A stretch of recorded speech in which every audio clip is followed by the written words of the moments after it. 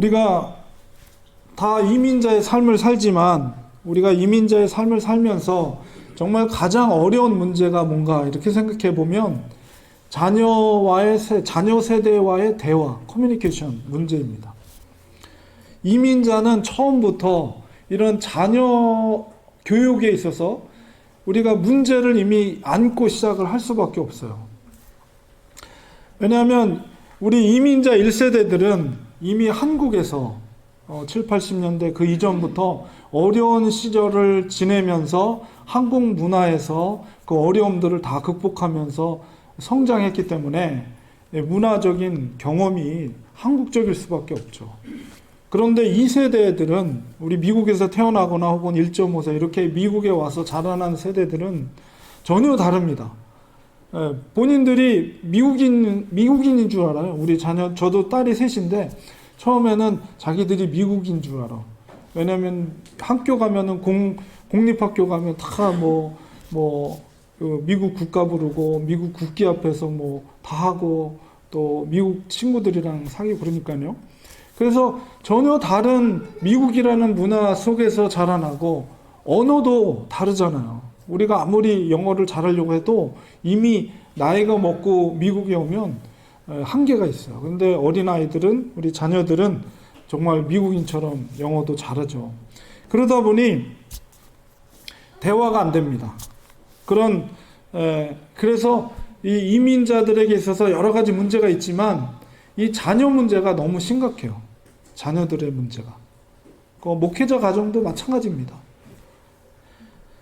특별히 2세들이 자기의 정체성, 이렇게 성립되는 과정이 이제 고등학교, 중고등학교 때 이렇게 되면서 자기가 누구인가, 나는 누구인가에 대한 정체성이 이렇게 긍정적으로 잘 자리를 잡으면 좀 어려움이 있어도 잘 극복하고 정말 잘 성장하기도 합니다. 그런데 그렇지 않은 경우는 자녀들이 잘못된 길로 갈 가능성이 굉장히 높아요. 그래서 우리가 자녀 문제에 있어서 이민자는 정말 이런 어려움을 우리가 갖고 살 수밖에 없습니다. 정말 어렵죠. 쉽지 않고. 그러나 이 이민자의 자녀 문제에 있어서 우리가 꼭 기억해야 될 것이 바로 이 신앙의 문제입니다. 신앙의 문제.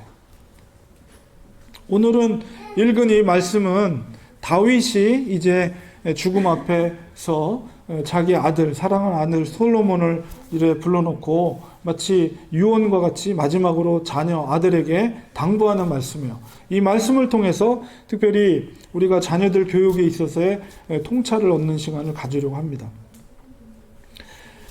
우리 신구약 성경에서 우리 어릴 때부터 여러분 신앙생활 하신 분들은 예수님 다음으로 정말 많이 들었던 인물이 바로 다윗이란 인물입니다.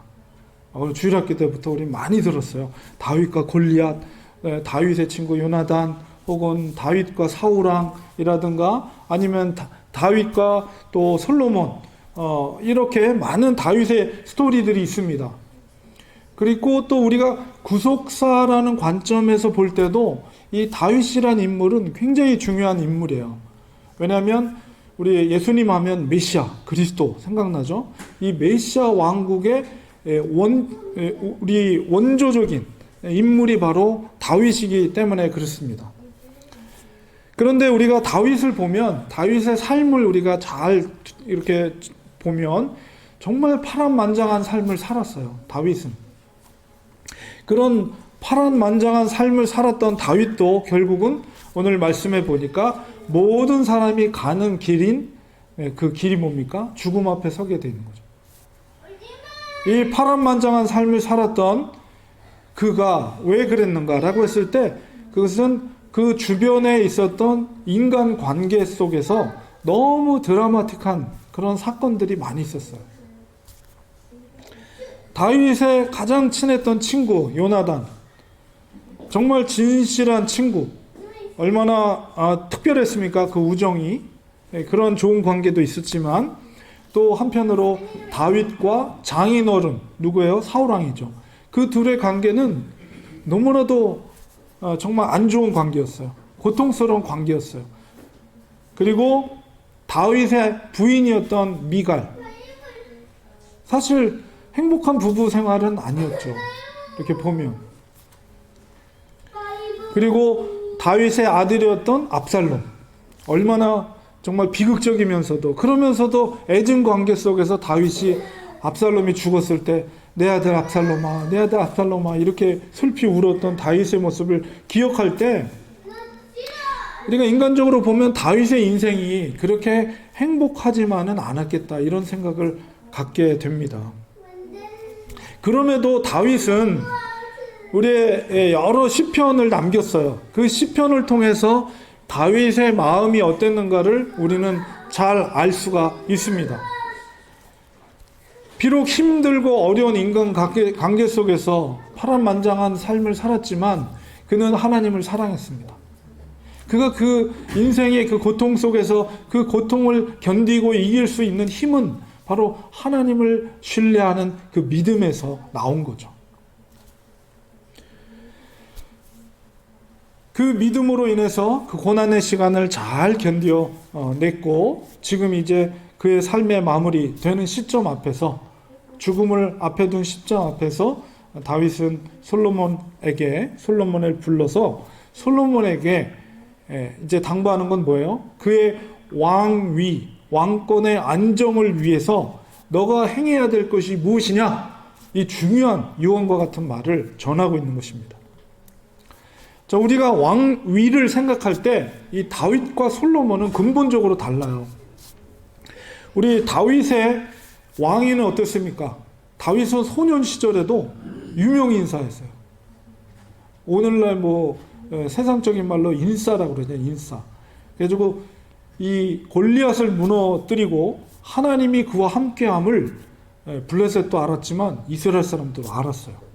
그만큼 그의 이름은 어릴 때부터 유명세가 있었고 또 다윗이 사울왕으로부터 피난 생활을 했죠. 10여 년 동안. 그때에도 그 다윗의 리더십을 흠모해서 추종하던 사람들이 600명이나 있었어요. 아둘람 굴, 제가 이제 작년에 9월쯤에 제가 이스라엘을 다녀왔었는데요. 거기 아둘람 굴이라고 추정되는 곳을 갔다 왔어요. 근데 거기에 진짜 허벌판, 그러나 좀 나무들이 있고 그런 곳에 공동체 생활을 했는데 바로 다윗의 리더십을 따라서 가난한 자들이 모여서 이미 피신 생활을 할 때도 그런 추종자들이 있었고 그때에 다윗이 두 번의 절호의 기회가 있었죠.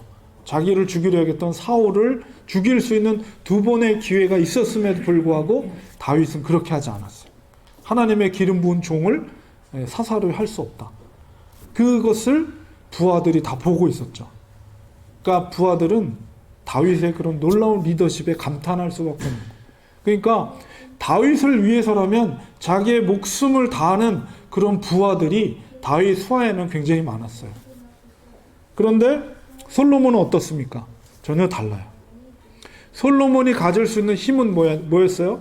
바로 왕이었던 다윗이 그의 왕권을, 왕위를 솔로몬에게 넘겨주었다는 그 권위, 그거밖에 없어요. 솔로몬이 가지고 있는 어떤 정치적인 힘은 별로 없어요. 물론 그를 지지했던 나단 선지자가 있지만 그러나 정치적인 세력이 없었기 때문에 정치적 기반이 다윗과는 전혀 달랐습니다. 그리고 아직까지 다윗의 왕자들이 살아있어요. 그리고 그 왕자들을 추종하는 세력들도 있어요. 그런 상황에서 솔로몬이 지금 왕위를 물려받고 있는 거죠. 다윗은 누구보다도 지금 솔로몬의 마음이 어땠는가를 너무나도 잘 알고 있었습니다. 그래서 솔로몬의 왕위가 흔들림 없이 그것이 견고하려면 어떠해야 하느냐라는 것을 분명하게 아들인 솔로몬에게 이야기하고 있는 거예요. 2절에 뭐라고 그럽니까? 내가 이제 세상 모든 사람들이 가는 길, 이제 죽음의 길로 난 간다는 거죠. 그러니 너는 힘써 대장부가 되라. 이렇게 먼저 말하고 있어요. 그러니까 다윗은 자기가 죽더라도 넌 너무 낙담하지 말라는 거예요. 그리고 솔로몬의 입장에선 사실 아버지가 돌아가시면 물론 사랑하는 아버지가 소천하는 거기 때문에 인간적인 슬픔이 있지요. 그러나 그것과 함께 더불어서 가장 정치적인 뒷배가 되시는 아버지가 돌아가시면 자기의 정치적인 힘이 사라진다는 그런 의미도 담겨져 있는 거예요. 자, 그런데 다윗은 어쩔 수 없이 하나님이 이 땅에 보내준 사람은 다시 돌아갈 수밖에 없어요. 자기가 죽음 앞에 서 있는 것을 알고 있었습니다. 그래서 다윗은 아들 솔로몬에게 아주 대장부가 되라, 담대해라, 이렇게 먼저 얘기를 한 다음에 일평생 군왕으로 살면서 그가 깨달은 가장 중요한 원리를 솔로몬에게 이야기해 주는 거예요. 2장 3절에 이야기합니다. 그게 뭡니까? 내 하나님 여호와의 명령을 지켜 그 길을 행하여 그 길로 그 법률과 계명과 율례와 증거를 모세 율법에 기록된 대로 지키라. 그리하면 내가 무엇을 하든지 어디로 가든지 형통하리라. 이걸 얘기한 거예요. 이 말씀이 구약에 흐르고 있는 형통의 원리입니다. 형통의 원리. 왕위를 견고하기 위해서 다윗은 정치적인 어떤 조언이나 실제적인 어떤 왕권 강화를 위한 어떤 방법을 말하지 않았어요. 다른 것보다도 우선적으로 먼저 하나님의 명령을 지키고 그 길로 행하라고 말하고 있습니다. 하나님께서 모세를 통해서 주신 계명과 율법을 지킬 것을 요구하고 있어요. 그럴 때 너가 뭘 하든지 어디로 가든지 너가 형통할 것이다. 아버지 다윗이 그것을 말하고 있는 거예요. 이 말씀을 우리가 어디선가 본 기억이 있습니다. 여러분 여호수아서에 보면 여호수아서 1장 8절에 모세가 여호수아에게 했던 말이 바로 이 말이에요. 이 율법책을 내 입에서 떠나지 말게 하며 주야로 그것을 묵상하여 그 안에 기록된 대로 다 지켜 행하라. 그리하면 내 길이 평탄하게 될 것이며 내가 형통하리라. 모세가 여호수아에게 한 말이에요. 다윗은 정말 그 인생사에서 체험할 수 있는 온갖 애환을 다 경험했습니다. 장인 사울왕이 자기를 죽이려고 10년을 쫓아다녔어요. 얼마나 고통스럽겠어요. 그리고 아들 압살롬이 아버지를 배신하고 그 왕권을 노리고 아버지 다윗은 아들이 두려워서 그 궁궐을 피해서 도망 나가잖아요. 얼마나 정말 가슴이 아프겠습니까? 그 수많은 경험 속에서 다윗이 깨달은 것은 왕위를 든든히 지키는 것은 그리고 자기의 생명을 지키는 것도 바로 하나님께서 하신다는 거예요. 하나님과의 약속을 믿고 그 약속을 순종하는 것이야말로 바로 왕위를 든든히 하신 것, 내 생명을 구하는 것이다. 그것이 바로 지혜로운 자라는 것을 일평생 다윗이 깨달은 거죠. 이 영적인 원리는 이 시대를 살고 있는 우리들에게도 똑같이 적용할 수가 있어요. 예수님께서 뭐라고 말씀하셨습니까? 예수님은 절대 율법을 폐하러 오시지 않았다고 그랬어요. 율법을 완성하러 오신 분이에요. 구약의 약속과 함께 주님은 새로운 약속을 우리에게 말씀하시고 계십니다. 우리는 다윗이 솔로몬에게 얘기한 것처럼 그 약속의 말씀을 믿고 준행하는 거예요. 그게 형통의 비결입니다. 주님이 뭐라고 말씀하셨나요? 마태복음에 보면 6장 29절 솔로몬 이야기가 나와요. 여기서 내가 너희에게 말하노니, 주님의 말씀입니다. 솔로몬의 모든 영광으로도 입은 것이 이 꽃 하나만 갖지 못하니라. 우리 솔로몬의 영광이 얼마나 대단합니까? 그의 부와 명예와 지혜, 이것은 세상 역사 이래 이전에도 없었고 앞으로도 없을 거예요. 그런 놀라운 영광도 이스라엘에 이런 꽃이 있어요. 들판에. 얼마나 아름답습니까? 이 꽃보다도 영화롭지 못하다. 솔로몬의 옷이. 주님의 말씀이에요. 뭐예요?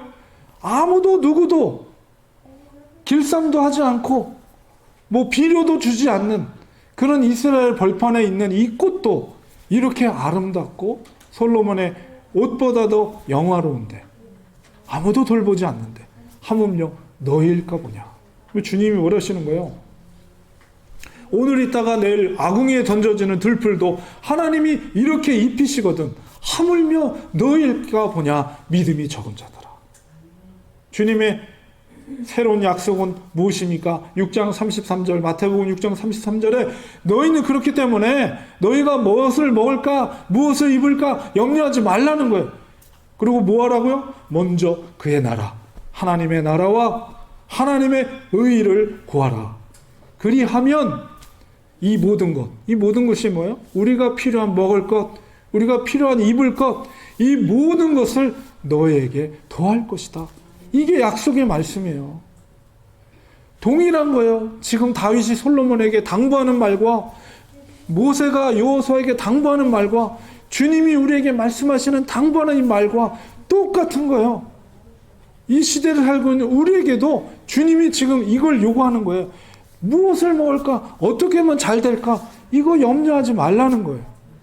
너희는 하나님의 나라와 하나님의 의를 먼저 구하라.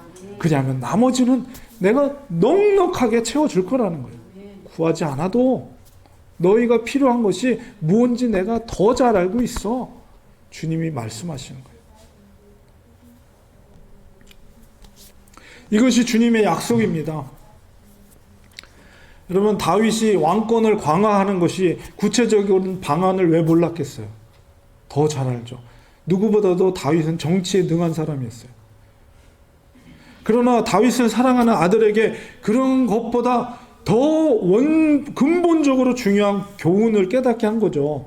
아들이 잘 되는 길은 오직 여호와의 계명을 지키는 것이라는 것을 분명하게 인식시키고 있는 거예요. 마지막 순간에. 그리고 다윗은 솔로몬뿐만 아니라 그의 후손들, 다윗의 후손들을 위한 약속의 말씀을 2장 4절에 그것을 다시 한번 각인시킵니다. 여호와께서 내일에 대하여 말씀하시기를, 이전에 다윗에게 약속했던 말씀이에요. 이게 만일 내 자손들이 그들의 길을 삼가 마음을 다하고 성품을 다하여 진실이 내 앞에서 행하면 이스라엘 왕위에 오를 사람이 내게서 끊어지지 아니하리라 하신 말씀을 확실히 이루게 하시리라. 너가 먼저 말씀을 지켜. 그러면 너의 자녀들도, 너의 혈통을 태어나신 자녀들이 그 왕권을 계속해서 계승할 거야. 너뿐만 아니라. 이걸 얘기하는 거예요. 얼마나 이건 놀라운 축복입니까? 다윗에게 축복한 거예요. 다윗 언약이라고 그래, 이거를. 다윗에게 축복의 언약을 한 거예요. 너의 혈통으로부터 왕위가 끊어지지 않겠다. 축복의 말씀. 다윗은 자기의 후손들이, 솔로몬뿐만 아니라 그 후손들이 이 약속의 말씀을 듣고 순종하기를 원했습니다.